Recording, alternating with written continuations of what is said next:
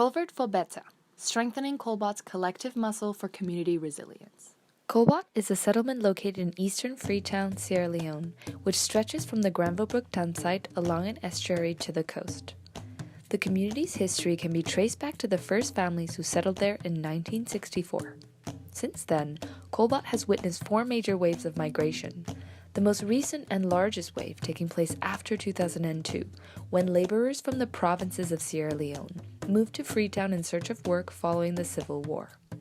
Today, it is a vibrant, young, and diverse community, with about 900 households spread across its varied landscape from the hilly areas to the coast. At present, the community faces a great number of challenges on a daily basis: waterborne diseases, malaria, and other social challenges, including theft and violence. However, 2 challenges related to location and geography are the most significant. Firstly, as a low-lying area, Colbot is exposed to flooding during the annual rainy season. This is made worse by the lack of retaining walls along the river and the buildup of household waste, which blocks major drainage channels. Waste also flows from settlements at higher elevations, such as Moiba. As a result, flood impacts have grown in severity over the years. The most intense flooding episode took place in 2015, which affected over 7,000 individuals and caused mass displacement and the temporary relocation of 473 affected persons. Secondly, the Granville Brook dump site, one of Freetown's 2 major landfills, is located at the entrance of Colbot. Created in 1986, this dump site is currently over capacity and expanding into residential land. After the 2015 flood disaster, DFID and the Freetown City Council began working on a process to relocate the landfill. However, it is uncertain when this will occur. In the meantime, the site continues to pose severe health and safety risks to the community. The community's growing need for stronger social networks and financial support in response to accumulating risks is shown by the increasing number of community-based organizations. Many organizations were created after the disease outbreaks of 2012, and many more after the 2017 flooding.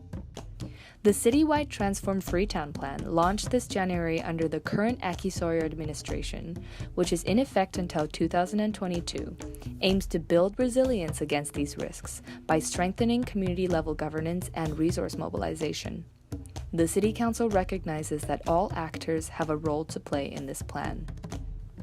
Within Colbot, the major actor in recent years has been the CCDMC, the Kleintown Community Disaster Management Committee, an umbrella organization established in 2015 with the help of CRS, Catholic Relief Services, to strengthen community responses to environmental risks. The 2 major achievements of the CCDMC for Colbot's risk response were the zonal division of the community and the drainage project of 2017. After another episode of severe flooding in 2017, the CCDMC divided Colbot into 6 characteristic zones: Rockfall, Crown Base, Camp No Strain, Headquarters, Central, and Last Banking. This system is a way to coordinate local rescue and response efforts to allow for a quick identification of flood-affected persons for external aid agencies. For example, during the 2017 fire outbreak in Zone 3, people and resources were mobilized from across other zones and directed to the most affected. 2 areas are particularly flood vulnerable: Zones 3 and 6 on the coast, where the majority of land is reclaimed through banking, and Zones 1 and 4 next to the dump site. Zones 2 and 5 are relatively safer due to higher elevation, but are the location where many residents seek refuge during flooding. In 2017, the CCDMC also led a community-based drainage initiative, which brought in an excavation machine to clean waste from the major drainage channel. Roughly 160 landlords from Colbot's 900 existing households contributed 250,000 leones each to fund the initiative, totaling 40 million leones from the community, with an additional 23 million leones provided by the Red Cross. The initiative greatly reduced the impact of flooding in 2018 and was unique in that it was planned, carried out, and largely funded by the community. Despite its noteworthy success, the exercise must be repeated each year, requiring continual community funding that may be difficult for many residents to provide.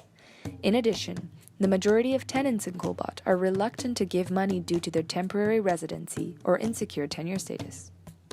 As a result, many residents say they do not have a plan for this coming rainy season. When the flooding occurs, residents will revert to last-minute individual emergency plans, such as fleeing or building small retaining walls for the house.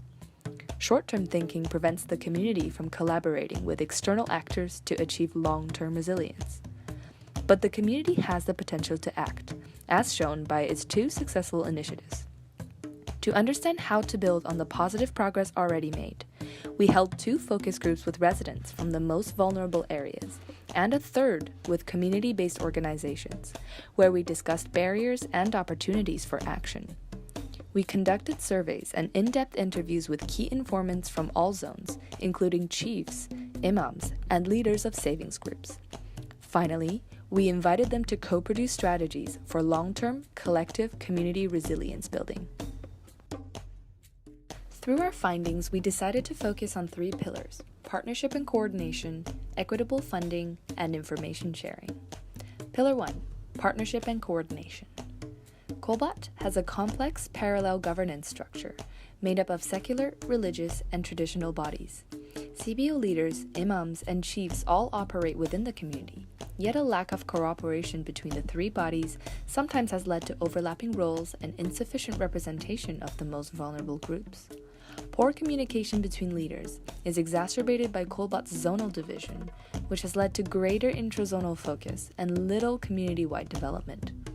Further, unclear responsibilities among community leaders complicate interactions with external bodies such as NGOs, and critically interfering with the effective mobilization of resources at the expense of the most vulnerable.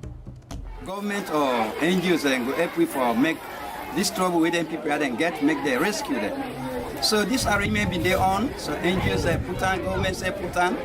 But when they begin supply now, some of we chief them, then they call me again. They say why for within the upland, the Watano and Bogui. In order to address this and implement Transform Freetown's plan to strengthen community governance structures and scale up existing efforts, it is important to build closer partnerships between community stakeholders. Our first proposal, therefore, is to create a single collective body consisting of chiefs, imams, and the CCDMC. A collective body can enhance collaboration between different leaders and, most importantly, give residents an accessible platform to voice their concerns. This will enhance opportunity for community engagement, long-term community-wide projects, and information dissemination. In the long run, we envision this body holding regular discussions with the community about future projects. The participatory and transparent nature of this body means that community leaders can delegate roles and responsibilities to work more effectively with external partners while strengthening partnerships with CBOs and residents. We spoke to leaders and members of 33 community-based organizations besides the CCDMC, which provide a variety of support, be that social, financial, or spiritual, to their members. Of these, 28% of organizations provide emergency financing for members in a rotational structure, 21% deal with community development and disaster risk management, and another 21% are women's savings associations. We found a significant overlap in objectives between organizations, but little collaboration among them. As a way of harnessing their strengths, we propose that CBOs begin to build closer partnerships with each other, especially those with overlapping objectives, in order to combine resources and bring people together to voice their concerns. We have to form in the community. When we form this partnership board, so we have a very opportunity to link up with the stakeholders, the elders in the community. So that's why we have tried to see about this partnership. When collaborative, CBOs have a louder voice. They can effectively lobby the collective body as well as external stakeholders such as the government, city council, and NGOs.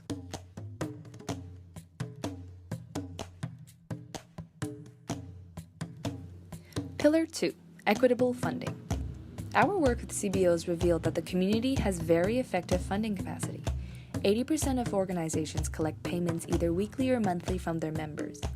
We found that all members are required to make the same financial contribution, despite being in a variety of different circumstances, leaving some members unable to take part as the fees are too high.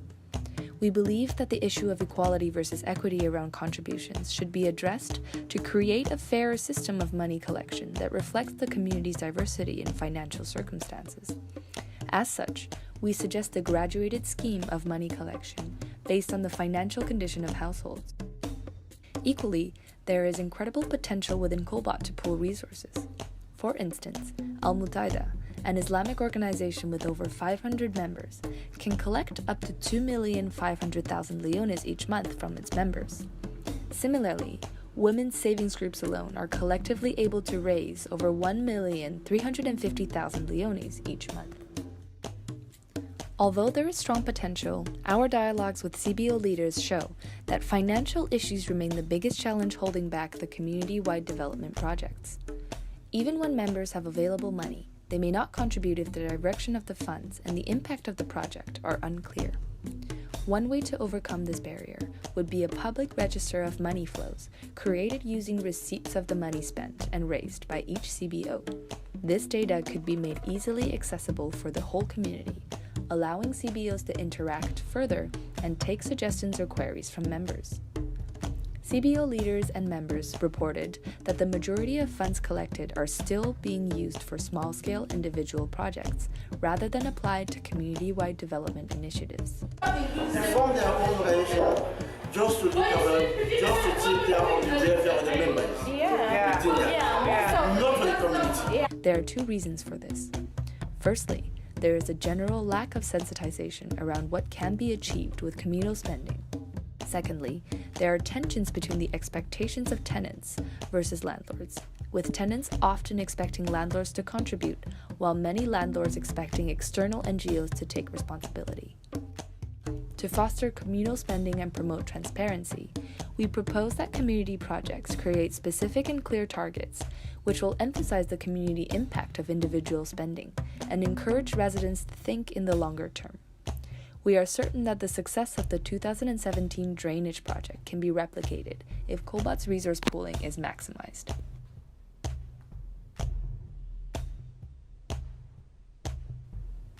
Pillar 3. Information sharing. We believe that information is power. Shifting residents' mindsets from their current reliance on external actors is a crucial step in empowering the community and demonstrating its existing resources and capacities. Colbot's community-level groups can perform 4 main tasks to produce an accurate, up-to-date picture of the settlement. 1. Facilitating participatory risk mapping across all zones so residents themselves can identify the most at-risk households and vulnerable areas. There is currently an ongoing relocation process of residents in flood-prone areas that started in 2015. When the government came in to assess residents' eligibility for relocation, they were not cooperative or fair, and selected residents were not necessarily the most in need. The risk mapping is intended both to inform the community and to identify entry points for external bodies to direct resources in a more inclusive way. 2. Conducting an enumeration of household income levels and ownership status. The data can inform more equitable funding in community projects, accounting for residents' ability or inability to pay. It can also produce data on the distribution of tenants and landlords. 3. Building an open register of CBOs across all zones, which includes where they operate, membership structure, and funding methods. This centralized database will facilitate partnership building between CBOs, encourage more active engagement, and make it easier to mobilize the community when working with external organizations in the future. 4. Building an open register of individual skills and capacities in the community. This could empower individuals, increase knowledge and skill sharing between residents, and has the potential to boost Colbot's local economy. Enumeration and data collection are key initiatives proposed by the Transform Freetown Plan, and the information Colbot produces will complement the city's zone-by-zone analysis already carried out by the City Council. We envision that the data collected could be stored and made accessible at Colbot's Information Center, which is currently being built. This provides a physical space where information and resource sharing can take place, as well as a point of contact for the community and external actors, allowing people and organizations to connect and form partnerships.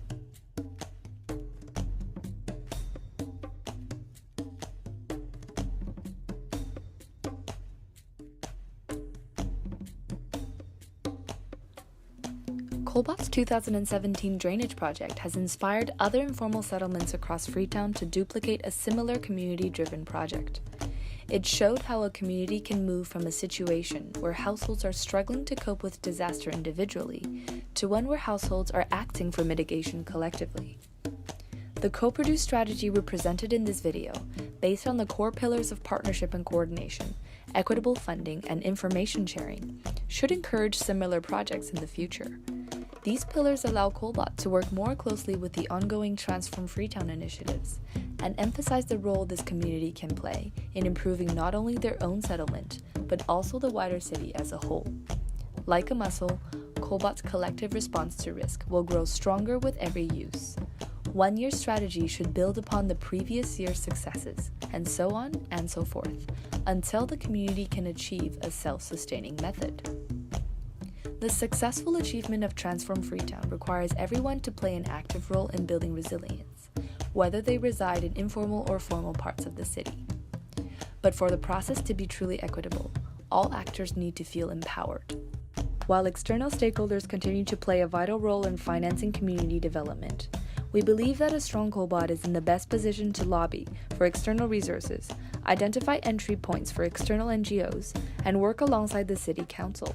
Together, they can establish a vision for the community that recognizes the needs and rights of all its diverse residents. In the journey to resilience, Demden Daba Forso. One voice is power.